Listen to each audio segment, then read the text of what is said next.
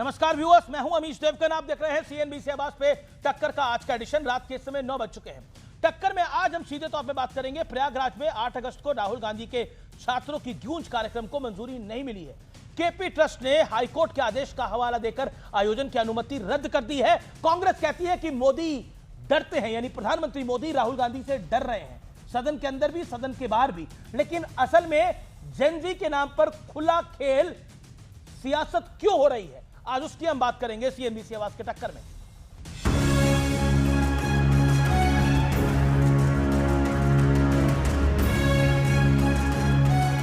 छात्रों के नाम पर सियासत का नया चैप्टर खुल चुका है। प्रयागराज में 8 अगस्त को होने वाले राहुल गांधी के छात्रों की गूंज कार्यक्रम पर सस्पेंस हो गया है। केपी कॉलेज के मैनेजमेंट ने एकेडमिक चिंताओं के चलते स्पोर्ट्स ग्राउंड के इस्तेमाल के लिए पहले दी गई मंजूरी वापस ले ली है। हालांकि केपी कॉलेज के मैनेजमेंट ने यह भी कहा है कि ऐसा कार्यक्रम छुट्टियों के दौरान या बारिश का मौसम खत्म होने के बाद किया जा सकता है। ये लोग डरते हैं राहुल गांधी से, संसद में भी डरते हैं और बाहर भी डरते हैं। डरने दीजिए, हम भी डराते रहेंगे। संसद में भी नहीं आते राहुल गांधी के सामने, और जहां राहुल गांधी छात्रों की गूंज करने जाते हैं वहां हर बार प्रॉब्लम करने की कोशिश करते हैं। मैं समझती हूँ सरकार पूरी तरह लोकतंत्र को खत्म करना चाहती है, संविधान को मिटाना चाहती है। छात्रों की गूंज उनकी तिरुवनंतपुरम में कब होगी, रांची में कब होगा, उनका कब होगा बेंगलोर में, कब होगा उनका हिमाचल में। जहां पर वो सरकार में है वहां के छात्रों की बात को भी तो सुनेंगे आप, या सिर्फ आप उन्हीं राज्यों में जाएंगे जहां आपको लगता है कि आपको राजनीतिक लाभ मिलेगा। छात्रों की गूंज से क्यों डरती है सरकार? आप छात्रों की गूंज को रोकेंगे तो छात्रों की हुंकार सुनाई पड़ेगी। दूसरी तरफ बीजेपी भी रांची वाले छात्र प्रदर्शन के मुद्दे पर कांग्रेस की खूब खिंचाई कर रही है। झारखंड में जो है बच्चों की इतनी स्थिति खराब है, लेकिन राहुल गांधी वहां नहीं पहुंच रहे हैं। लेकिन जब लोगों को उकसाना होता है, बच्चों को जो है आतंकी शक्तियों के साथ मिलकर जो है देश की सिक्योरिटी पे जब खतरा करना, तो राहुल गांधी जो है सबसे पहले देश को खतरा बनकर निकलते हैं। कांग्रेस की राजनीति अवसरवादी राजनीति है। क्या झारखंड के युवाओं के लिए मुख्यमंत्री निवास के बाहर राहुल गांधी जाकर लेटेंगे कि नहीं लेटेंगे, जैसे प्रधानमंत्री निवास के बाहर लेटे थे? विद्यार्थियों के साथ हैं, झारखंड हो, पंजाब हो, दिल्ली हो, कहीं भी हो। तो सवाल है, क्या विपक्ष वाकई सियासी फायदे और नुकसान के हिसाब से छात्रों के मुद्दे उठा रहा है? आज इसी पर होगी देश की सबसे बड़ी बहस। और अब वक्त है सुप्रसिद्ध विश्लेषण का। आइए नजर डाल लेते हैं छात्रों के नाम पर सियासी पाठ्यक्रम का विश्लेषण। आइए नजर डाल लेते हैं। 2014 में 34% यूथ ने बीजेपी को वोट दिया था। 2024 में यह आंकड़ा 39% रहा, यानी उससे ज्यादा। 2014 में 19% यूथ ने कांग्रेस को वोट दिया था, जबकि 2024 में यह आंकड़ा 21% रहा। आइए बढ़ते हैं। अब तक युवाओं के साथ बीजेपी का सबसे शानदार कनेक्ट रहा है पिछले 12 सालों के अंदर। आइए बढ़ते हैं आगे। 2029 में हर 4 में से 1 वोटर यूथ होगा। यह सबसे बड़ी चिंता की बात है हर पार्टी के लिए। अपना यूथ वोटर बेस बढ़ाने के लिए विपक्ष लगातार युवाओं से जुड़ने का प्रयास कर रहा है, लेकिन झारखंड वाले जंतर मंतर से दूरी से विपक्ष का एजेंडा क्या एक्सपोज हो रहा है? और आज का बड़ा प्रश्न क्या है? आज का बड़ा प्रश्न है आर पार में, क्या युवाओं ने देश की सियासत का एजेंडा बदल दिया है? यह आज का बड़ा प्रश्न है। और बड़ी खबर है, बड़ी खबर आ रही है। आरएसएस सुप्रीमो मोहन भागवत का बड़ा बयान है। जंतर मंतर के आंदोलन पर पहली बार संघ कुछ बोला है। आंदोलन की भी बातचीत, आंदोलन के मुद्दे पर बोला है। जेनजी का गुस्सा जायज है, डायलॉग होना चाहिए, यह मोहन भागवत ने बोला है। जंतर मंतर के आंदोलन पर मोहन भागवत का यह पहला बयान है। हम देख सकते हैं आंदोलन भी बातचीत का एक तरीका ही है, यह भी कहा है। जंतर मंतर के आंदोलन पर पहली बार राष्ट्रीय स्वयंसेवक संघ की तरफ से कोई बयान आया है, इसके अपने बड़े मायने हैं। मैं सीधा रुख करता हूं, मेरे साथ कौन कौन आज मेहमान जुड़ रहे हैं। भारतीय जनता पार्टी से जुड़ रहे हैं doctor Sudhanshu Trivedi, BJP member of parliament. Alok Sharma, Congress party के नेता प्रवक्ता। मेरे साथ सत्यप्रकाश मिश्रा हैं, उनका अभिनंदन है, जनता दल यूनाइटेड एनडीए के घटक दल हैं। मेरे साथ सुनील यादव हैं, उनका स्वागत है, जो कि समाजवादी पार्टी के नेता हैं, प्रवक्ता हैं, आपका अभिनंदन है, फॉर्मर एमएलसी हैं। सुनील यादव, प्रश्न पहला आपसे सीधा और बिल्कुल डायरेक्ट। मोहन भागवत सीधे तौर पर कह रहे हैं कि जो छात्रों का आंदोलन था वो भी एक बातचीत का ही तरीका है, और जेनजी का गुस्सा जायज है, ये राष्ट्रीय स्वयंसेवक संघ कह रहा है। लेकिन जंतर मंतर पे तो गुस्सा था छात्रों का, लेकिन झारखंड में भी है गुस्सा छात्रों का, लेकिन कोई विपक्षी नेता वहां नहीं जा रहा सुध लेने के लिए। ऐसा क्यों? सिलेक्टिव अप्रोच क्यों? चलिए अमीश, वहां तो कोई गुंडागर्दी भी नहीं हुई। देश के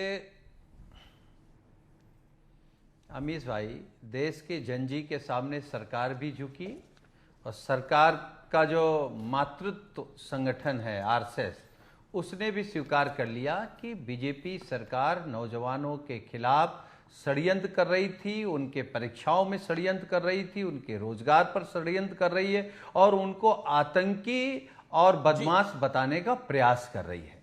और मैं बड़े मन से कह सकता हूं आपके कार्यक्रम में, इस देश में कहीं और किसी भी राज्य के किसी भी कोने में अगर नौजवान अपने हक अधिकारों को लेकर के लड़ रहा है तो हम नौजवान के साथ हैं। हम झारखंड की भी सरकार से अनुरोध करेंगे कि वो नौजवानों की बात सुने और रास्ता निकाले। लेकिन बिल्कुल अनुरोध कर रहे हैं, लेकिन जा नहीं रहे हैं ना कोई भी। प्रश्न मेरा ये है कि अनुरोध कर रहे हैं, जा नहीं रहे हैं। वहां तो कुछ गुंडागर्दी भी नहीं हुई है, वहां तो पत्थर भी नहीं चले हैं। अमीश भाई, अगर मैं आपके कार्यक्रम में बैठा हूं तो कार्यक्रम छोड़ के तो जा नहीं सकता, कार्यक्रम के माध्यम से अनुरोध कर सकता हूं और मैं आपके कार्यक्रम के माध्यम से ही देश को ये याद दिला सकता हूं कि हमारे नेता आदरणीय अखिलेश यादव जी ने सदन में खड़े होकर के कहा था ये देश के नौजवानों का मुद्दा है, समाजवादी पार्टी, कांग्रेस और भारतीय जनता पार्टी का नहीं है। इसको किसी भी दल को राजनीति से हट करके देखना चाहिए। जी सत्यप्रकाश मिश्रा जी, क्या आपको लगता है कि झारखंड के छात्र नहीं है? क्योंकि अभी जो आरएसएस सुप्रीमो ने बयान दिया, उन्होंने बोला कि जेनजी का गुस्सा जायज है। नहीं, उनका गुस्सा वास्तव में जायज है। देश के छात्रों के हित का कोई भी मुद्दा हो और उनमें गुस्सा हो, वो जायज है। लेकिन वो बचते कौन है? वो कहते हैं कांटों से गुजर जाता हूं दामन बचाकर। ये कांटे से बचा रहे हैं ना अपने दामन को, इन्हें फूलों की सियासत मालूम नहीं है। अब जो दूसरों के ख्यालात की लेते हैं तलाशी, खुद के उन्हें गिरेबान में झांका नहीं जाता। एक बात समझिए, अनुरोध और प्रतिरोध में अंतर है। अगर झारखंड में जिन छात्रों ने आंदोलन रखा है उसके समर्थन में सुनील साजन, अखिलेश यादव, राहुल गांधी जी या तमाम सीजेपी के नेताओं का प्रतिरोध है सरकार के खिलाफ, तो सम्मान होगा। अगर अनुरोध है तो राजनीति के पुटों को उसमें लगाकर क्या रोटी सेकना चाहते हैं ये बात मालूम है। मोहन भागवत जी ने जो कहा वो स्वागत योग्य है और सरकार ने जो भी किया वो भी बहुत स्वागत योग्य है। थोड़ी देर हुई है उसमें समझने में, कह लीजिए भूल या जो भी कह लीजिए, जो भी हुआ है। प्रधानमंत्री महोदय ने क्या किया, आगे बढ़कर कहा कि हम आपके साथ खड़े हैं, आपको रास्ता दिखाना भी मेरा काम है, माफी देना भी मेरा काम है और गले लगाना मेरा काम है, क्योंकि हमारी जिम्मेदारी है इस देश के किसी भी युवा के हितों पर कोई समझौता नहीं हो। ये सभी राष्ट्रीय दलों का प्रयास होना चाहिए। राजनीति आप लोग भी कर रहे हैं? नहीं, बिल्कुल राजनीति नहीं कर रहे। छात्रों के हितों पर कोई राजनीति नहीं, कोई समझौता नहीं। ये सरकार प्रतिबद्ध है उस पर। मैं रुक लेकिन एक पॉइंट है, अगर राहुल गांधी जी अपने कदमों से चलकर झारखंड पहुंच जाते, आज छात्र बेंच थपथपाते उनके लिए। ठीक है, ये विभेदकारी क्यों कि तुम्हारा छात्र तुम्हारा, मेरा वाला आलोक शर्मा का नहीं हो सकता। ठीक है, यू मेड योर पॉइंट, अपनी अपनी टर्न पे सब बोलेंगे। आलोक शर्मा आपकी बारी है। 2029 में हर 4 में से एक वोटर यूथ होगा। पूरा गेम वही है कि यूथ कौन अपने तरफ अट्रैक्ट करेगा, क्योंकि 2014 से 2024 तक के हमने आंकड़े निकाले, लगभग 39% यूथ ने बीजेपी को वोट दिया, जबकि 21% यूथ ने कांग्रेस पार्टी को वोट दिया। ये युवाओं के साथ कनेक्ट असल में वोट के साथ सीधा कनेक्ट है, इसीलिए सबको युवा याद आ रहे हैं। क्या यह बात है? चाहे वो राष्ट्रीय स्वयंसेवक संघ हो, चाहे वो कांग्रेस पार्टी हो, चाहे वो भारतीय जनता पार्टी या फिर एनडीए हो। आलोक शर्मा, मुझे लगता है कि युवा सबको याद आ रहे हैं, याद आने चाहिए। कांग्रेस पार्टी को पहले भी युवा याद आ रहे थे। हम तो छात्रों की गूंज के माध्यम से और सुप्रीम कोर्ट तक लड़ाई लड़ रहे थे नीट पेपर लीक के मामले में, लेकिन मोदी जी को युवा याद आ गए हैं अब, इसलिए वो 11:30 बजे 12 बजे इंस्टा पे अपनी रील्स डाल रहे हैं, पूरा वो दिखा रहे हैं कि मैं बहुत क्लोज हूँ। लेकिन ये एनटीए भी उन्हीं की बनाई हुई है। और एनटीए ने 5 बार नीट का पेपर आउट हुआ, वो बड़े मतलब आज तक कभी किसी के मुंह से कोई शब्द नहीं निकला। 2024 में भी यही एनटीए के चेयरमैन थे, यही सीबीआई के डायरेक्टर थे, और एनटीए का पेपर, नीट का पेपर उस समय पर भी आउट हुआ। सबके सब लोग बरी कर दिए मोदी जी ने, वो संजीव मुखिया भी बरी हो गया। तब याद नहीं आए, अब लगा कह रहे ये तो वोट खिसक रहा है हमारा, इसलिए सबको याद आ रहे हैं। हमें तो पहले भी याद थे, आज भी याद हैं, आगे भी याद आएंगे। मोदी जी ने 2 करोड़ रोजगार की बात कही थी कि 2 करोड़ रोजगार दे देंगे, हम ये कर देंगे, वो कर देंगे, आय बढ़ जाएगी। आज जेनजी ने और युवाओं ने देश के सामने एक अलग तरह की तस्वीर रखती है और पूरी सरकार को एक आईना दिखाया है कि ये पोजीशन है। और जो लोग झारखंड की घटना को जंतर मंतर की घटना से तुलना करते हैं, वो अंधभक्त हो सकते हैं और कुछ नहीं हो सकते हैं। झारखंड में 8 लोग अरेस्ट हुए हैं, वहाँ के जेपीएससी के चेयरमैन को भी अरेस्ट किया है, एग्जाम कंट्रोलर जेल में है, लेकिन नीट या एनटीए से जो संबंधित लोग थे वहाँ चिड़िया को भी नहीं अंदर किया। लेकिन छात्र वहाँ पे आंदोलन में बैठे रहे, उनकी किसी ने सुध नहीं ली, ये भी सच है। छात्र वहाँ बैठे रहे, उनकी सुध किसी ने नहीं ली। एक मिनट मैं बताता हूँ अमीश जी, किसने सुध नहीं ली? वहाँ का हमारा शहर अध्यक्ष, एनएसयूआई के लोग। कौन सा नेता गया? क्या आम आदमी पार्टी के नेता वहाँ गए जो लगातार वहाँ पर जंतर मंतर पर फिरकी लगा रहे थे? गए आम आदमी पार्टी के नेता? मैं पूछता हूँ, समाजवादी पार्टी के नेता गए? एक नेता दिखा आपको झारखंड के आंदोलन में? वहाँ के छात्र नहीं। अरे भाई सुन तो लो आप मुझे। जी बोलिए। सुन तो लो, छात्र वहाँ के भी छात्र हैं, लेकिन वहाँ की घटना को यहाँ पर तुलना, वहाँ पर ना तो पैलेट गन चली, ना वहाँ पर AK-47 चली, ना वहाँ पर गुंडों ने लाठीचार्ज किया, ना वहाँ पर किसी भी रूप में किसी भी तरह से किसी ने ये कहा कि हम इसकी जांच नहीं करेंगे। वहाँ पर किसी ने ये नहीं कहा कि पेपर में गड़बड़ नहीं हुई है। यहाँ तो सुप्रीम कोर्ट ने, एनटीए ने लिख के दे दिया कि पेपर ही आउट नहीं हुआ है। ठीक है, क्या ये मतलब दोनों घटनाओं की आप कह रहे हैं कि वहां पर पैलेट, बिल्कुल आपने कई बातें बिल्कुल सही कही आलोक शर्मा। एक मिनट सुनिए ना। नहीं, एक सेकंड, आपने बिल्कुल सही कही कि वहां पर पैलेट गन नहीं चली, वहां लाठी नहीं चले, वहां डंडे नहीं चले, लेकिन वहां पत्थर भी नहीं चले, वहां पुलिस वालों को टारगेट भी नहीं किया गया, वहां अपराधी भी नहीं शामिल हुए। वो पूरी तरह से स्टूडेंट आंदोलन है, वहां पर अपशब्द भी नहीं कहे गए। आपने देखा यहाँ के आंदोलन में कितनी घटिया भाषा का, आंदोलन में कि कुछ लोगों ने कितनी घटिया भाषा का परिचय दिया। इससे आलोक शर्मा ना आप खुद टीचर है, ना आप एग्री करेंगे ना कोई और एग्री कर सकता है। वहां पर इस तरह का घटनाक्रम भी नहीं हुआ, वहां की रील्स भी नहीं बनी। मैं बिल्कुल इस बात से सहमत हूं कि अभद्र भाषा का उपयोग नहीं होना चाहिए, लेकिन यह अभद्र भाषा जेनजी को सिखाई किसने है? मोदी साहब ने सिखाई है। मोदी साहब ने क्या क्या शब्द दूसरे विपक्षी पार्टियों के लिए बोले तब नहीं सोचे थे? वो कंगना रनावत क्या बकवास कर रही थी तब नहीं सोचा था? तमाम बीजेपी के लीडर्स क्या क्या बोल के चले गए उन बच्चों के लिए, नवीन नितिन ने और धर्मेंद्र प्रधान ने और किस किस ने क्या बोला वो सब भूल गया। जी बच्चों ने तो रिएक्शन दिया। ठीक है, BJP wants to react to this. Okay, it's been 2.5 minutes. Okay, नहीं, मैं केवल ही कहना चाहूंगा एनएसयूआई और यूथ कांग्रेस के साथ ही वहां पर एक बड़ी खबर आ रही है। मैं फिर कह रहा हूं, पहली बार आरएसएस सुप्रीमो ने जेनजी के आंदोलन को सही बताया है। इसको डॉक्टर सुधांशु त्रिवेदी कैसे लेते हैं? क्योंकि आपके क्रिटिक बोलेंगे देखिए अब तो संघ, आपका पैतृक संगठन, आपका मातृ संगठन, वो भी उसको ठीक बोल रहा है। Then what? देखिए, ये तो हमारा डे 1 से कहना था कि छात्रों का आंदोलन अपनी जगह जायज है, क्योंकि उनके दिल में चोट पहुंची, उन्हें लगा कि भाई हमारे पास एक अवसर था, जो अवसर चला गया। हमने कभी नहीं कहा छात्रों का आंदोलन गलत है, हमने सिर्फ ये कहा कि उस आंदोलन की आड़ में बहुत से बहुरूपीय चेहरे उसमें जाकर घुसकर उपद्रव मचाने की आशंका कर रहे थे, जो अब फैक्ट्स भी सामने आ रहे हैं। कोलकाता से भी लोग ऐसे पकड़े गए और अमृतसर में जहां आम आदमी पार्टी की सरकार है वहां से भी पंजाब से भी एक आए हैं कि जंतर मंतर जाकर वो लोग कुछ गड़बड़ करना चाहते थे। उन लोगों के लिए है। आपने एक बात कही अमीश जी की वहां पे रांची में लोग नहीं गए। आलोक जी ने कहा भाई साहब, रांची में किसी ने स्विगी और जोमेटो से अज्ञात लोगों ने ऑर्डर करके 5 स्टार वाला खाना भी नहीं भिजवाया। वहां पे किस ढंग से खाना हो रहा था दिखाई पड़ रहा था। रांची के छात्रों ने कोई गाली गलौज करने वाली भाषा वाला वीडियो भी नहीं डाला। वहां पे रीलबाज लोग भी नहीं गए। और आप लोगों के स्वघोषित इंडिपेंडेंट मीडिया के प्रतीक जो कि पूरा भाषण दे रहे थे जंतर मंतर के ऊपर, इस चैनल पे तो हमसे जंतर मंतर में भी पूछा गया और झारखंड पर भी, मगर उस सारा झारखंड पे चुप्पी साध के बैठ जाते हैं। ये वही इंडिपेंडेंट मीडिया के प्रतीक हैं जो मणिपुर में महिला का अपमान दुखद था, उसके ऊपर कितना लंबा वीडियो बनाते हैं, संदेश खाली पे चुप होके बैठ जाते हैं।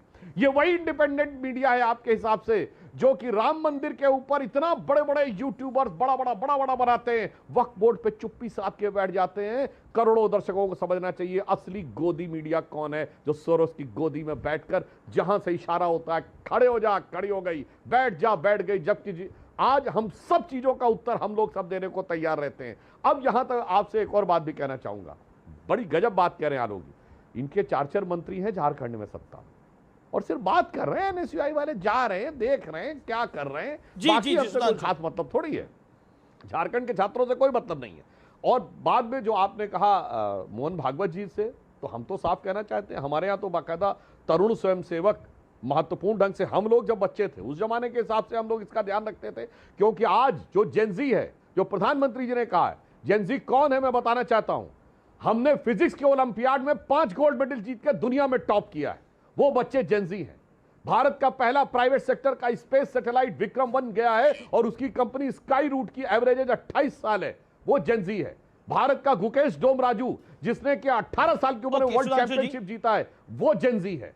अगर आप देखें तो देवव्रत महेश रेखे जिसने 19 साल की उम्र में दंडक्रम पारायण शुक्ल यजुर्वेद का कर दिया है, वो जेनजी है। इसीलिए हम बिल्कुल उसके साथ रहते हैं, क्योंकि जो कंस्ट्रक्टिव काम करते हुए देश में आगे बढ़ रहे हैं। और हम बच्चों से भी कहना चाहेंगे, बहुत समझदारी से चलिएगा, ये करेंगे, ये वही चेहरे हैं, एक लाइन कह दूं, ये वही चेहरे हैं जो मुखौटा लगाकर कभी सीए में मुसलमान के पीछे, कभी कृषि कानून में किसान के पीछे, कभी कुश्ती संघ में पहलवान के पीछे जाके खड़े हो जाते हैं, आज नौजवान के पीछे जाके खड़े हैं। आलोक शर्मा जवाब। देखिए, किसान आंदोलन में 700 किसान शहीद हुए और सरकार ने पूरी तरह से जब चपट लगी इनको, तो इन्होंने वापस ले लिया किसान बिल। पहले ही ले लेते भाई। 22 दिन तक यहाँ पर बच्चे जो हैं पूरी तरह से बैठे रहे, कोई मिलने नहीं गया। जब सड़कों पर पूरा पुलिस ने लाठी चार्ज किया और आपस में पूरा क्लैश हुआ और पूरे विश्व में हमारी बदनामी हुई, तो आपके वो 2 मंत्री साहब थे, मंत्री महोदय, वो निकले, अरे भाई पहले ही इस्तीफा ले लेते, और अगर वो सही थे तो इस्तीफा क्यों ले लिया फिर आपने ही तो कहा था ना, छात्र नहीं थे, असामाजिक तत्व थे। वो पंचर लगाने वाले किसके बच्चे थे भाई? अरे आंदोलन खत्म होने के बाद आप बच्चों को नहीं छोड़ रहे? 22 सुसाइड हुए बच्चों के। क्या बीजेपी का कोई चिड़िया का बच्चा भी किसी से मिलने गया?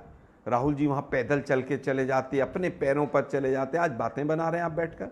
22 बच्चों का सुसाइड हुआ, इनका एक नेता छोड़िए कार्यकर्ता किसी के घर नहीं गया। हमने तो वहां पर जो कंपनी थी इन्वॉल्व थी, उसके ऊपर तुरंत उसके 8 लोगों को जेल में भेजा। क्या भेजा कि नहीं भेजा? यहाँ इनकी कंपनी है को इनोवेटिव व्यू, वो नोएडा में चलती है, वो केवल बीजेपी शासित राज्यों में काम करती है। सारा का सारा बायोमेट्रिक का और तमाम सीक्रेसी का काम उसी का है। वो क्या भाजपा वालों की है? सीबीआई जांच वहां तक नहीं पहुंचती। लेकिन ठीक है, आप दोनों पॉलिटिकल पार्टी के नाम आता है उसका, आप दोनों पॉलिटिकल पार्टी के बड़े रिप्रेजेंटेटिव हैं। मैं एक सवाल आप दोनों से पूछता हूं, और ये डॉक्टर सुधांशु त्रिवेदी आपसे भी सवाल है, आलोक शर्मा से भी सवाल है, उस पैनल पे बैठे हर एक व्यक्ति से सवाल है, और मेरा ये सवाल ओपन एंडेड है, ये पब्लिक से भी सवाल है। इस देश में हमने एक ऐसा युग देख रहे हैं, और आज की जनरेशन के ये बहुत बड़ी समस्या हो गई है कि वो रील से चलते हैं, वो किताबें पढ़ने में यकीन नहीं हो रहा, यानी किताबें कम पढ़ी जा रही हैं, अखबार कम पढ़े जा रहे हैं। कई सारे सर्वे हैं, मैं इंटरनेशनल सर्विस की बात कर रहा हूं, नेशनल सर्विस की बात कर रहा हूं, और एल्गोरिदम जो है वो बच्चों का एक अभिभावक बन गया है। उनको लगता है कि लाइक और व्यूज से ही हमारी पूरी दुनिया चल रही है। क्या आपको लगता नहीं अगर ऐसा अनइन्फॉर्म्ड पूरा एटमॉस्फेयर हो जाएगा तो वो कितनी बड़ी समस्या है किसी भी देश के लिए? और ये बात अक्रॉस पार्टी लाइन को सोचनी पड़ेगी, इसको अक्रॉस पार्टी लाइन को सोचनी पड़ेगी, क्योंकि जिस तरह की सिचुएशन हो रही है, वर्ल्ड ऑर्डर हो रहा है, उसमें ये बहुत से देश प्रॉब्लम फेस कर रहे हैं आज की डेट के अंदर। और पहली बार ऐसा हो रहा है, पहली बार किसी जनरेशन, हमेशा नेक्स्ट जनरेशन का आईक्यू ज्यादा होता है, लेकिन इस बार आईक्यू पे सवाल खड़े हो गए हैं। ये बहुत बड़ी बात है। इसके ऊपर सुधांशु त्रिवेदी आपका टेक, देना आलोक शर्मा यू 50-50 सेकंड। ये this is the broader topic for the generation. देखिए, ये बात मैं कहना चाहूंगा, ये बहुत गंभीर बात है, सारे देश को समझना चाहिए, बड़ी गहराई से समझिए। पानी की एक छोटी सी बोतल 10 रुपए की आती है, मगर इसके बावजूद सिर्फ इंटरनेट का पैसा देना है। WhatsApp free, Facebook free, Instagram free, Twitter free. ये फ्री क्यों दिया जा रहा भाई? और वो भी उस सभ्यता के द्वारा, उन कंट्रीज के द्वारा जहां ये कहावत होती है, there can never be a free lunch, if there is a free lunch there has to be poison in it. Gen Z को आंख खोलकर सोचना चाहिए, जो मुफ्त का दिया जा रहा है वो आपके दिमागों पर वो कब्जा करता है कि आज का युवा कहता है जब तक मैं तर्क से कोई बात समझ नहीं लूंगा मैं स्वीकार नहीं करूंगा। मुझे तो इस बात का भी तर्क चाहिए कि शंकर जी के ऊपर पानी क्यों डाला जाता है, दूध क्यों डाला जाता है, परंतु वही युवा के दिमाग में ऐसा आता है जब ये कहा जाता है कि फटे हुए कपड़े पहनने हैं, वो युवा तर्क ही नहीं करता है, फट से फटे हुए कपड़े पहन लेता, कोई लॉजिक इस्तेमाल नहीं करता है। गंभीरता से समझना चाहिए, यह है कैप्चरिंग ऑफ माइंड। सुधांशु जी, आप समस्या बता रहे हैं, मेरा पॉइंट ये है, एक सेकंड, ये आप समस्या बता रहे हैं, 12 साल से आप तो मेरा ये कहना है, मैंने एक उदाहरण देके कहा, अमित जी एक लाइन पर क्या कुछ परोसा जा रहा है, मुझे आपको बताने की आवश्यकता नहीं है, गाली कॉमन हो गई है और ओटीटी प्लेटफॉर्म को उसकी जिम्मेदारी लेनी पड़ेगी। शासन ने 12 साल में क्या किया, ये बड़ी लार्जर डिबेट बन जाएगी। ओटीटी प्लेटफॉर्म पे गाली अनिवार्य हो गई है, और गाली जब आप अपने परिवार वालों के साथ देखते हैं, उनको लगता है कि देश के प्रधानमंत्री, देश के एलओपी को भी हम गाली दे देंगे तो कोई फर्क ही नहीं उन्हें पता लगता। ये पहले ऐसा नहीं होता था। हम भी आज भी हम चलाते हैं अपने चैनल के ऊपर भी, कोई गाली होती है, कोई खून का कतरा होता है तो उसको ब्लर करते हैं, गाली होती है तो उसको बीप करते हैं। लेकिन अब वो लाइन नहीं है ओटीटी के ऊपर, वो लाइन नहीं है, और वो सबसे बड़ी समस्या है। और परिवार के लोग भी साथ ही बैठ के देख रहे हैं, उन्हें लग रहा है this is all cool. Father is, ये बाप अपनी बेटी के साथ ये सब कुछ सुन रहा है और मां बेटे के साथ सुन रही है, तो क्या फिर जो समस्या, आप तो मुझे समस्या बता रहे हैं लेकिन सोल्यूशन की कोई बात नहीं करा। मैं एक बार आलोक शर्मा से बात ले लूं, फिर मैं आपको बताता हूं। Alok Sharma, make your point. देखिए, दुर्भाग्य यह है जिस देश के अंदर एंटायर पॉलिटिकल साइंस के प्रधानमंत्री हों, जिस देश के अंदर 12 साल में 1 लाख स्कूल बंद हो गए हों, सारा दिन मीडिया और सोशल मीडिया पे हिंदू मुसलमान परोसा जाता हो, और देश के प्रधानमंत्री बिहार के चुनाव में कहते हो कि रील बना लो, रील सोर्स ऑफ इनकम हो सकता है। ये देश के प्रधानमंत्री ने बिहार के चुनाव में कहा था। जिस देश में वाइस चांसलर ये कहते हो गोबर पोतने से एसी की ज़रूरत नहीं पड़ती है, जिस देश में देश के प्रधानमंत्री कहते हो कि नाली की गैस से जो है चाय बना लो, और रडार में जो है बादल में छिप जाता है। मैं समझता हूं कि आरएसएस का क्या आईक्यू है, आरएसएस क्या करना चाहता है देश के अंदर, जहां सारी यूनिवर्सिटीज के ऊपर आरएसएस ने कब्जा कर लिया हो, जहां तमाम संवैधानिक संस्थाओं के ऊपर कब्जा हो गया हो, जहां पर एसएससी, यूपीएससी और सब जगह आरएसएस के लोग भर्ती कर दिए गए हो, वहां पर आप आईक्यू की बात कर रहे हैं। प्रॉब्लम बताई आपने, पॉलिटिकल नहीं है, रियलिटी है ये। मैं आलोक शर्मा, मैं ब्रॉडर, अरे भाई ये पॉलिटिकल नहीं है, ये रियलिटी है। थोड़ी देर के लिए पॉलिटिक्स को इलाजा रखिए, लेकिन आपको नहीं लगता ये बड़ी समस्या है, ये आपको नहीं लगता बड़ी प्रॉब्लम है? देखिए, बिल्कुल प्रॉब्लम है। देश के अंदर बच्चों का आईक्यू, बच्चों की पढ़ाई होनी चाहिए, लेकिन पाकिस्तान ने हमारे 1 लाख स्कूल बंद नहीं किए, इसी सरकार ने, इस निकम्मी सरकार ने, इस धर्मेंद्र प्रधान के रहते हुए ही बंद हुए हैं। Okay, Sudhanshu Trivedi, your take, then 25 school daily बंद हो रहे हैं, बात कर रहे हैं आईक्यू की। मिश्रा जी, ओके, सुधांशु जी। बहुत ही हल्की और बचकानी बात करने लगते हैं Alok ji. Basic education mainly state subjects है। अगर 1 लाख स्कूल बंद हुए, एक्चुअली मर्ज हुए हैं, तो राज्यों का नाम बताइए। नहीं है, यूनियन सब्जेक्ट है, और मैक्सिमम स्टेट्स में आपकी गवर्नमेंट अद्भुत है। आप सुनिए, क्या बात, अरे भाई आप बात सुनिए। अब 12 साल में मैक्सिमम स्टेट में हमारी सरकार रही है 12 साल तक। अरे जवाब दो ना, वो राज्य बाय राज्य, किस राज्य में किस ईयर में कितने बंद हुए, इसलिए छोड़िए आप आके। अब मैं फैक्ट बताना चाहता हूं, सुनिए अमित जी, ये लोग कैसी शिक्षा व्यवस्था चाहते हैं। इनके नेता राहुल गांधी 2024 में क्या बोले थे कि आईआईटी में पेपर इसलिए नहीं बच्चे सेलेक्ट हो पाते हैं क्योंकि अमुक जाति के लोग पेपर बनाते हैं, अगर अमुक जाति के लोग क्वेश्चन बनाएं तो ज्यादा लोग सेलेक्ट होंगे। आप सोचिए कितने खतरनाक षड्यंत्र के हैं। इन मूर्ख चक्र चूड़ामणि से पूछना चाहिए, अगर फिजिक्स में मूविंग चार्ज यानी मैग्नेटिक फील्ड की इक्वेशन हो या इलेक्ट्रोमैग्नेटिक इंडक्शन की इक्वेशन हो, इसमें जात कहां से आ जाएगी। और जो मैंने पार्लियामेंट में बोला था, फिर बोल रहा हूं, 9th क्लास में फार्मूला पढ़ा था कि यदि डिग्री सेंटीग्रेड को फॉरेनहाइट पे चेंज करना हो तो फार्मूला है C/5 = F-32/9। तो आपका जो 98 डिग्री टेम्परेचर होता है वो 37 पॉइंट कुछ पे आता है। अगर ये पूछा जाए इसमें जात कहां से आ जाएगी, जेन जी को अच्छी तरह सोचना चाहिए। ये लोग तब भी तुमको भ्रम फैलाकर लड़ाने में लगे थे, आज भी भ्रम फैलाकर उकसाने में लगे हैं। इन्होंने कोई कंस्ट्रक्टिव काम आज तक नहीं किया है और ना फ्यूचर में करेंगे। छोटा सा भाषा के ऊपर मैं उत्तर देता हूं थोड़ा सा। जी आलोक शर्मा, छोटा सा, then Sunil Yadav and Satyaprakash Mishra. Okay, देखिए, जो प्रोपेगेंडा मूवीज बीजेपी ने बनाई और उनके अंदर, मैं धुरंधर की बात कर रहा हूं मूवी की, शायद कई हजार गालियां होंगी, सुना मोदी जी उसको भी प्रमोट कर रहे थे। दुर्भाग्य ये है कि संसद के अंदर खड़े होकर इनके सांसद किस भाषा का उपयोग कर रहे थे, भड़वे और पता नहीं क्या क्या कटवे और क्या क्या शब्द बोला था, एक शब्द नहीं निकला मोदी जी के मुंह से। और अभी अभी तमाम चीजें हुई हैं भाई, मेरा मुंह मत खुलवाइए। मुझे लगता है भाषा का स्तर भी बीजेपी के लोगों ने सबसे ज्यादा गिराया है, उससे पहले नहीं गिरा था कभी भी। अगर आप भाषा के स्तर को बढ़ाना चाहते हैं तो सबसे पहले देश के प्रधानमंत्री को अभद्र भाषा बोलनी बंद करनी पड़ेगी। सत्यप्रकाश मिश्रा, सुधांशु जी जवाब। सत्यप्रकाश मिश्रा, उस पर कांग्रेस चुप्पी मार जाती है। देखिए, भाषा का स्तर ये सभी राजनीतिक दलों का विषय है।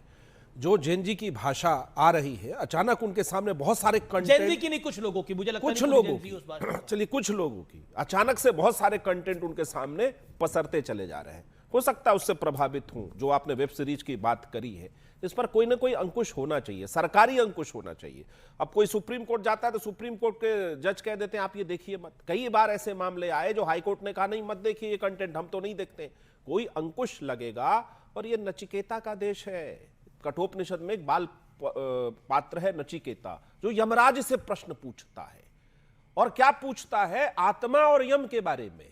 कैसे पूछता है? वाजसवा से पूछता है आप मुझे किसको दान में दे रहे हैं? अपने पिता से पूछता है, कहता है कि मैं तुम्हें यमराज को गुस्से में कि दान में दे रहा हूं। उस देश की भाषा को आखिर 70 साल कांग्रेस ने पोषित कैसे किया? प्रधानमंत्री के बारे में ऐसे ऐसे अपशब्द क्या बोला? अभी राहुल गांधी ने एक लड़की के हवाले से कहा कि मुझे एक लड़की मिले, उसने कहा इडियट है, वो अंधभक्त है। आलोक शर्मा जी, थोड़ा शर्म करिए, अपने भी गिरेवा में झांकिए कि अगर हम भाषा की शालीनता के समर्थक हैं तो क्या आपके तरफ से कैसी कैसी भाषा सदन में आई है प्रधानमंत्री के लिए? वो देश के प्रधानमंत्री हैं, वो सबके प्रधानमंत्री हैं। आपको कम से कम इतनी जिम्मेदारी तो निभानी होगी कि किसी की सरकार हो, प्रधानमंत्री के पद की गरिमा और लोकतंत्र की गरिमा विपक्ष के नेता के मुख से निकलनी चाहिए। सदन में हटाना पड़ा वैसे शब्दों को, छोड़िए बाहर आप क्या बोलते हैं, आप तो सदन में शब्दों का प्रयोग करते हैं। तो जब विपक्ष इस कदर करेगा, हम तो अपने कांधे जिम्मेदारी लेते हैं कि लोहिया के समाजवाद ने एक चीज सिखाया कि भाषा की शालीनता लोकतंत्र की मर्यादा है और उस मर्यादा में सबको जीना चाहिए। जब भी कभी इस देश में राम के खिलाफ बात हुई या किसी भी ऐसे महान कैरेक्टर के खिलाफ बात हुई, कांग्रेस पार्टी ने क्या उसका प्रतिकार किया?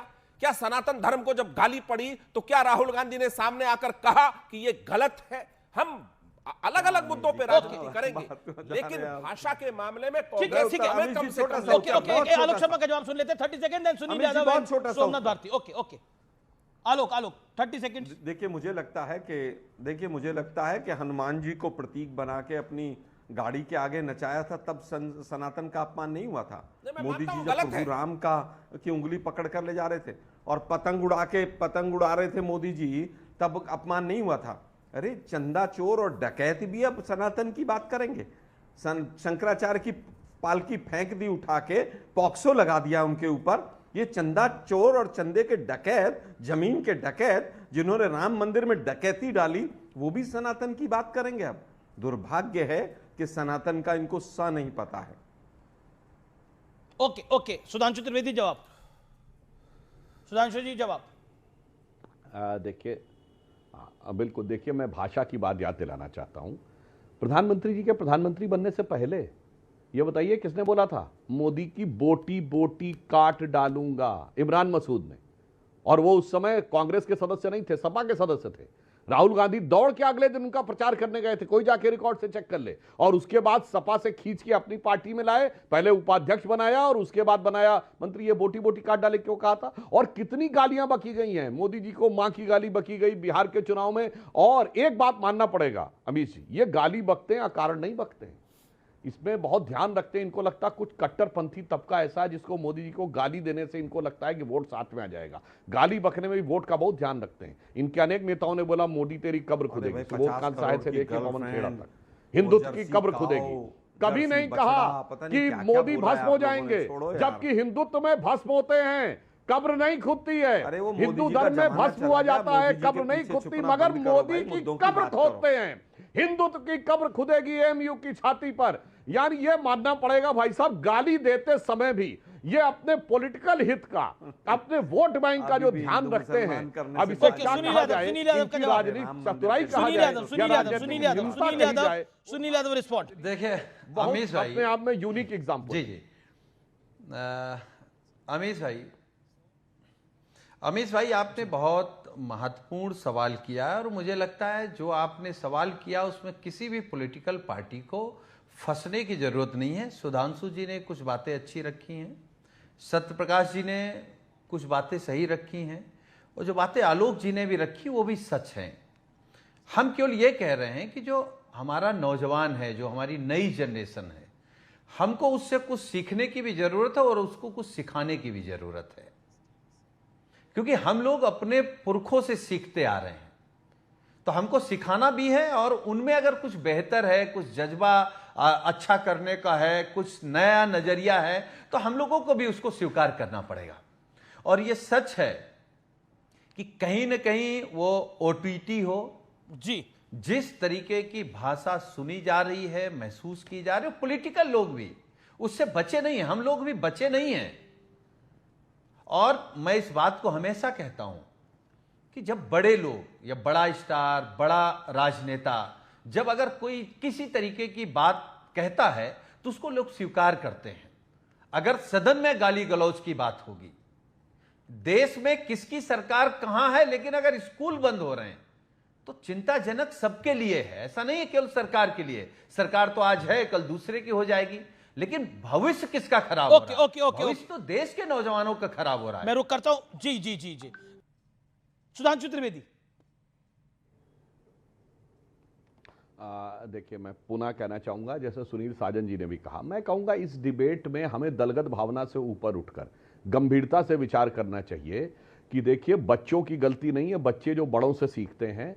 और फिर मैं यहाँ राजनीतिक आरोप प्रत्यारोप नहीं जाऊंगा, बहुत भद्दी, बहुत खराब भाषा यूज की गई है, और आजकल डिजिटल जमाना है, एआई वगैरह का यूज करके सर्च कर ले तो दिखाई जाएगा। सबसे ज्यादा अगर खराब अभद्र शब्दों का प्रयोग प्रधानमंत्री जी के लिए किया गया, जो उन्होंने उनसे एक प्रश्न भी पूछा गया था कि आप एक दिन की छुट्टी नहीं लेते, इतनी ऊर्जा कहां से पाते हैं? उनका रोज 1 से 1.5 किलो गाली खाता हूं और उससे ऊर्जा पाकर फिर आपकी सेवा में लग जाता हूं। मगर आज बच्चे जिस मुकाम पे पहुंच गए, विशेषकर बच्चियां स्त्री शरीर के संदर्भ में जिस प्रकार की भाषा का प्रयोग कर रही हैं, अगर इसके बाद भी किसी को इसको लेकर चिंता नहीं हो रही है तो या तो वो धूर्त है या मूर्ख है, या भली बात समझ लेना चाहिए। इसीलिए मैं बच्चों से कहना चाहूंगा कि बहुत ध्यान रखने की जरूरत है कि आगे आपके लिए बहुत चुनौती, जिसे हम, एक पुराना गीत था कि प्रधानमंत्री जी जिस कुशलता के साथ विपरीत परिस्थितियों में इस देश को आगे लाए हैं, तो जो एक पुराना गीत था ना कि हम लाए हैं तूफान से कश्ती निकाल के, इस देश को रखना मेरे बच्चों संभाल के। जी जी। हर एक कदम रखना बड़ा देखभाल के,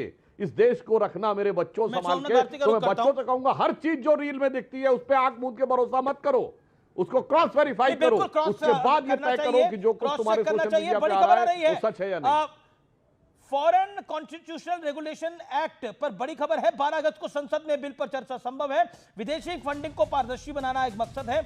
एनजीओ की होती है विदेशी फंडिंग। ये बड़ी डेवलपमेंट है, ये बड़ी खबर है। 12 अगस्त को यानी आने वाले हफ्ते में यह बिल आ सकता है। सोमनाथ भारती, इस पर आपका रिएक्शन क्या है? और साथ ही साथ जिस तरह से राजनीति हो रही है जेन जी को लेकर, उस पर आपके विचार क्या है? What's your take? माननीय अमीश जी, मैं बड़ा शांतिपूर्वक आपके सारे प्रवक्ताओं को सुना और साथियों ने बड़े दिल खोल के अपने अपनी बातों को रखा। देखिए, हो क्या रहा है कि जेन जी जो आज, और हम सबके घरों में बच्चे हैं, जेन जी जो है ना, डिमांड करता है लॉजिक, डिमांड करता है रैशनल, डिमांड करता है ये करेंगे तो ये क्या मिलेगा, वो करेंगे तो वो क्या मिलेगा। वो इस बात से मानने वाला नहीं है कि भाई मान लो ऐसा होता रहा है, तुम्हारे बाप दादाओं ने किया है, तुम भी करो। इसलिए जेन जी संभल नहीं पा रहा है भाजपा से, क्योंकि भाजपा के पास रैशनल लॉजिक नहीं है। ये थोपने वाले लोग हैं। आप सोचें, उस जेन जी को उन्होंने, देखो जेन जी आज अगर आप 14 to 29 के बीच में लेते हो, वो परसेंटेज आ रहा है 28%। जी जी। और अगर मिलेनियर को मिला लो जो तो आ रहा है 45%। मैं देख करके हैरान हूं कि आज माननीय प्रधानमंत्री भी लगे हुए हैं, आज माननीय मोहन भागवत जी भी लग गए। इन सबको ये लगा जी, जब 2024 में 240 सीट लेकर के आए तो इनको लगा भाई इलेक्शन कमीशन को मैनेज करो, चुनाव जीतते रहो और यहां पे बैठे रहो। लेकिन ज्ञानेश कुमार काम नहीं आए। जब जेनजी रोड पे आ गया, पूरा हिंदुस्तान रोड पे आ गया, तो भाजपाइयों को नींद उड़ गई कि सारा पोल खुल गया। आप चुनाव मैनेज करने से भारत में राज नहीं कर सकते, क्योंकि तो फिर क्या तरीका है? नहीं, आप कह रहे चुनाव मैनेज करने से, ठीक है, आपने बोला जेनजी लॉजिक मांगता है, ठीक है, let's talk about logic tonight. Okay, let's talk about logic tonight. Okay, एक जेनजी है, वो सवाल पूछ रहा है अभी इंस्टाग्राम के माध्यम से। जेनजी सवाल पूछा है, अरे सोमनाथ भारती जी, आप तो अटॉर्नी ऑफ लॉ हैं, आप तो सुनिए ये सवाल, आप तो जवाब देंगे, आपके पास तो लॉजिक होते हैं, मैं मानता हूं, आप तो लॉजिक देकर ही वकालत करते होंगे ना, वरिष्ठ वकील है आप। एक जेनजी सवाल पूछा है इंस्टाग्राम पे कि ये शीश महल बनाने के पीछे लॉजिक क्या था? Explain the logic, explain the logic to Gen Z, not to me, to Gen Z. पता नहीं किस देखो क्या है कि भाजपा ने जो गोदी मीडिया को यूज करके, बहुत बढ़िया, आपको मैं लॉजिक बताने की बात कर रहा था, आप गोदी मीडिया पे आ गए। अब बताइए कौन सा मीडिया बने, कौन सा मीडिया बने? आप मुझे बताइए, आप वही प्रॉब्लम है आप लोगों की, सवाल थोड़ा कठिन होता है तो आपको गोदी याद आ जाती है। आपको चाहिए आपकी गोदी में बैठा हुआ मीडिया, लेकिन वो मिल नहीं पा रहा। हमने तो भाजपा से भी कठिन सवाल पूछा, हमने तो आपसे भी सवाल पूछा, लेकिन उन्होंने तो ऐसा नहीं बोला। मैं फिर आपको बोल रहा हूं, ये गोदी मीडिया के चक्कर में मत पड़िए आप।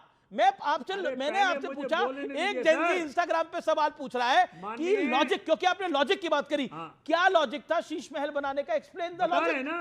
क्या गोदी मीडिया लॉजिक था? क्या गोदी मीडिया लॉजिक था? एक्सप्लेन। क्या कह रहा हूं, गोदी मीडिया ने उस घर को शीश महल का दर्जा दिया। वो एक मुख्यमंत्री का घर था, मुख्यमंत्री का घर, अरविंद केजरीवाल का घर नहीं है, जो आज जो मुख्यमंत्री होगा वहां बैठेगा। जैसे माने प्रधानमंत्री जी ने 20,000 करोड़ रुपए का बनाया सेंट्रल विस्टा, कौन बैठेगा वहां? प्रधानमंत्री बैठेगा। ठीक है, तो मुश्किल क्या हो रहा है? चलिए, आई वोंट, मैं आपको अनकंफर्टेबल नहीं करूंगा, you don't have the answer. Okay, point done. Okay, please permit me to respond. अरे आपको रिस्पॉन्ड करने का मौका दे रहा हूं मैं, लेकिन क्योंकि जेनजी और लॉजिक की बात हुई। ओके, राघव चड्ढा इनके आंदोलन में बड़े युवा काल से जुड़े, राज्यसभा गए, उनके मुख पर ताला लगा दिया आम आदमी पार्टी ने कि तुम सदन में बोलोगे नहीं, और संजय सिंह जो उनके वरिष्ठतम थे वो बोलेंगे। कितना बोल रहे हैं? तो आप लोकतंत्र की हत्या कर रहे हैं, अपनी ही पार्टी में वो छोड़कर चले गए। आए थे वो जेनजी बन के ही आपकी पार्टी ज्वाइन की थी उन्होंने, लेकिन आपने उनके साथ क्या किया प्रभु? प्रेरणा स्रोत। अब वो आपकी गोदी में नहीं बैठना चाहे तो आपने उनको गोदी से उठा के फेंक दिया। सोमनाथ जी, लोकतंत्र में कम से कम खुद के गिरेबा को भी झांकना सीखिए। अरे राघव चड्ढा, आप वही थे ना जेनजी के लिए, क्या बोला आपने? 25 साल दिल्ली में शराब पीने वालों की उम्र थी, घटाकर 21 साल कर दिया। जेनजी आंदोलन किया था क्या आपके घर पे कि घटा के 21 कर दिया? क्या बोल रहे हैं आप? मिमियाने के लिए छोड़ दिया, मिमिया रहा है वहां। अरे आपको लग रहा है ना? एक सेकंड, आपने तो ये बयान दिया कि राघव चड्ढा का ब्याह ही आप लोगों ने करा। आपने तो स्टेटमेंट दिया कि राघव चड्ढा की शादी हमारी वजह से। भाजपा में जो जाएगा वो जो व्यक्ति लंदन से पढ़ा हो, सीए हो, राघव चड्ढा विषय नहीं है मेरा। राघव चड्ढा इतना इंपॉर्टेंट है आम आदमी पार्टी के लिए कि उसको विषय बना लेते हैं।